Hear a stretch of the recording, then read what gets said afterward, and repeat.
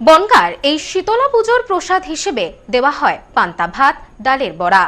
এই নাথবাড়ির শীতলা পুজো পদার্পণ করল ৭৫তম বর্ষে। বনগাঁ পৌরসভার পরিচালনায় নতুন রূপে নতুন সাজে বনগাঁ উৎসব ২০২৬। মেলায় বিজ্ঞাপন ও স্টল বুকিং এর জন্য ফোন করুন বিশু ঘোষ 9733630326, ঋত্বিক ঘোষ 9734827383 এই নম্বরে। আপনাদের সাদর আমন্ত্রণ। ৭৫ বছরের প্রাচীন এই শীতলা মায়ের পুজো। পুজোর প্রসাদ হিসেবে আগত ভক্তদের হাতে তুলে দেওয়া হয় পান্তা ভাত, ডালের বড়া আর আলু ভাতে। বনগাঁ কোড়ার বাগান এলাকার এই পুজোকে ঘিরে ছড়িয়ে রয়েছে নানা গল্প। জানা গিয়েছে এলাকার নাথ পরিবারের উদ্যোগে এই পুজোর সূচনা হলেও বর্তমানে এই পুজো এলাকার সকলের। এই পরিবারের টুকুবালা নাথের হাত ধরেই সূচনা হয় এই পুজোর। নাথ পরিবারের দেওয়া তথ্য অনুযায়ী ৭৫ বছর আগে এলাকায় বসন্ত রোগের প্রকোপ দেখা দেয়। টুকুবালা নাথ গোবরডাঙ্গার মেদিয়াতে যান ঠাকুর বাড়িতে। তারপর স্বপ্নাদেশ পেয়ে বাড়িতে পুজোর সূচনা করেন। আর্থিক অবস্থা ভালো না থাকায় ভোট পেতে সূচনা হয় পুজোর। তারপর পেরিয়ে গিয়েছে অনেকগুলি বছর। দিনে দিনে দেবীর মাহাত্ম্যের কথা ছড়িয়েছে মুখে মুখে। এখন পরিবারের সদস্যদের পাশাপাশি স্থানীয়রা ও ভক্তদের সহযোগিতায় আয়োজন হয় এই পুজোর। এ ব্যাপারে নাথ পরিবারের সন্তান সুপ্রিয় নাথ বলেন, টুকুবালা নাথ ছিলেন আমার বাবার ঠাকুমা। তার হাত ধরেই এই পুজোর সূচনা হয়।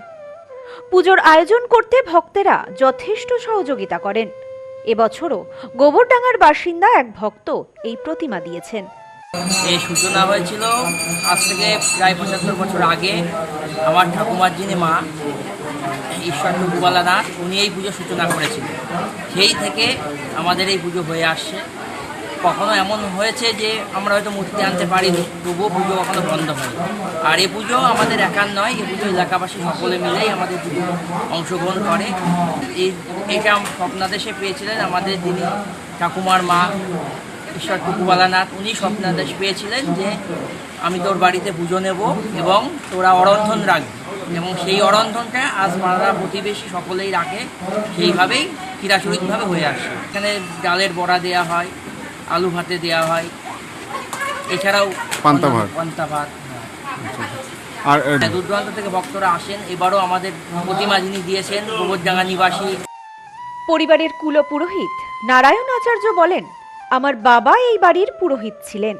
দীর্ঘদিন ধরে এই বাড়িতে আমার যাতায়াত। এই পুজোর সাথে স্থানীয়দের আবেগ জড়িয়ে রয়েছে। বহু দূর দূরান্ত থেকে মানুষ সামিল হন এই পুজোতে। বহু পূর্বে এখানে শীতলা পুজো হতো এবং আমি ঘরে ঘর দেখেছি এসে।